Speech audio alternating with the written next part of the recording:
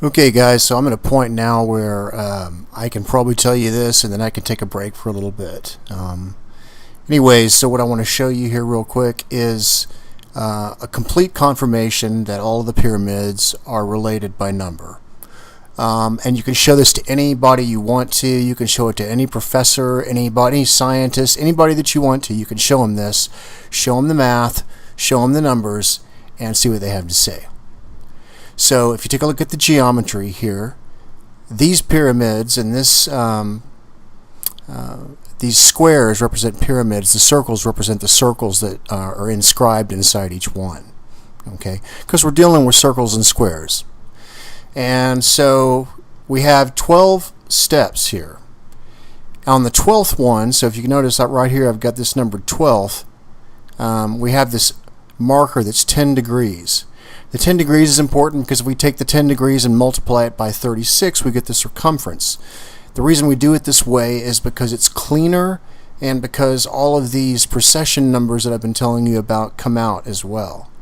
For example, 103.68 comes out. And 1188 is the top or the largest one that we see here. Pyramid side is 1188. This is their circumference, and this is the circumference divided by 2, which of course is our famous 186624, decimal place being right after the 6. Take the decimal place out and you get this list of 61 factors. 61 could also possibly be related to the flower of life with 61 circles as well. And I have a clue on that I'm not really ready to share tonight, but it's something I've talked about before. So number 11 that we see right here, and if you notice, these numbers are actually on the circles themselves, and I've kind of done it this way so that it kind of gives you something that's not too busy. It's easier for you to see. So number 11, 93, 312, it's on our factor list right here.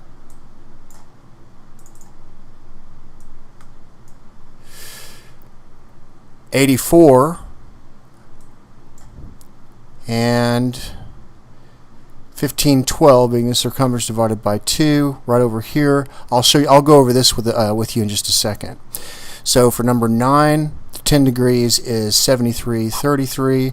Number 8, which is the Great Pyramid size, that is the 756. Oops, yeah, right here.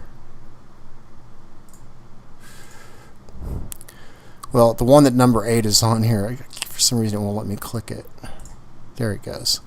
So yeah, so that's 56 right here. This one is 59.4, which is number 7, and that's with pyramid size 680.4. And these are, of course, all cascaded on top of each other. The ratio is usually 0.9, so it's 90% of the larger one. 51.84 is the 10 degrees on the one that's 594. These ones that you see that are heavy lines, this circle in the middle here that's got the thick line is the 594. This one is the 756, and the 594 is what squares the 756, and its circumference is 1866.24. which is what we see. And also, if you take a look at that Pyramid Code movie, they mention that thing about the meters per second being the speed of light. Well, this is related to miles per second.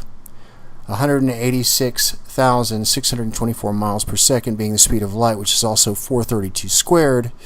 But we're talking about feet here, and we're talking about miles, which is what comes up all the time. Remember, if you remember the sun and the moon that I showed you, these come out. These are both in the precession numbers right here. This is the whole diameter of the circle that we sit in the middle of, and the sun sits at the edge of the circle, at the radius. And so the radius is 93 million miles, 312,000. The whole diameter is 186,624,000 miles. Number 5 here is the 534.6, which is actually 756 divided by the square root of 2, so it's in between the 378, which is half of 756. And if you notice the number here that we have for 10 degrees, 46656, is in our list of factors for the 186624.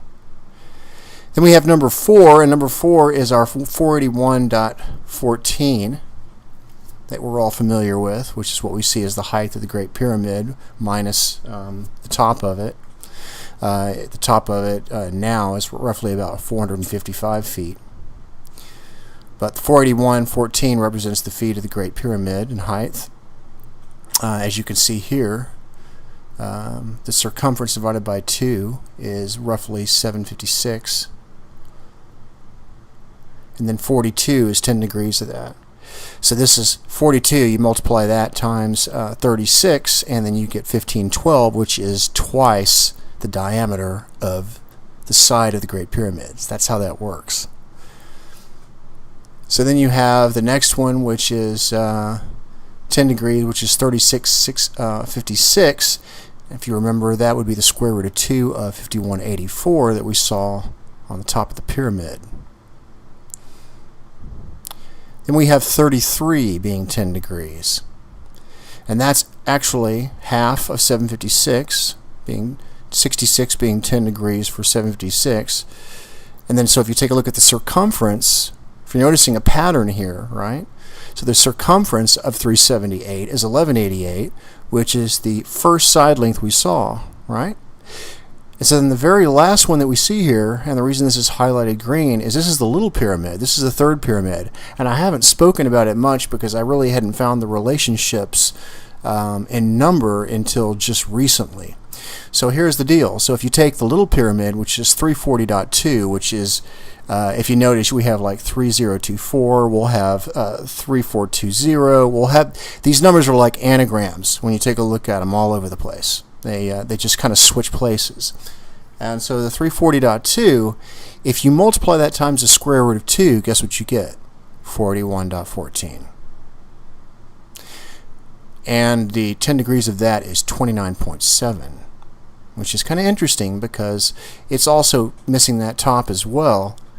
And we've already seen that 594 is this 5184 is the area, or the 36,656 is the square on the Great Pyramid. It's missing, but the 5184 is the diagonal of that. So that would mean that the 29.7 is somewhere on the top of that. But check this out: the relationship between the Little Pyramid and the Great Pyramid is really in the circumference, because the circumference of the side of the Little Pyramid, which is 340.2 feet.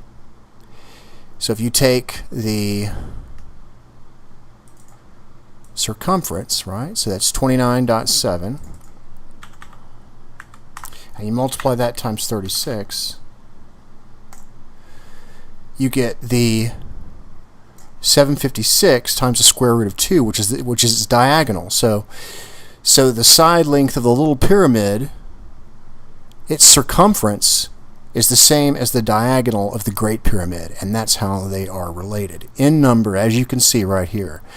These guys right here are simply the middle pyramid, and these are calculated by taking this pyramid side here, dividing it by 5.94, which we see over here all the time, 59.4, 594.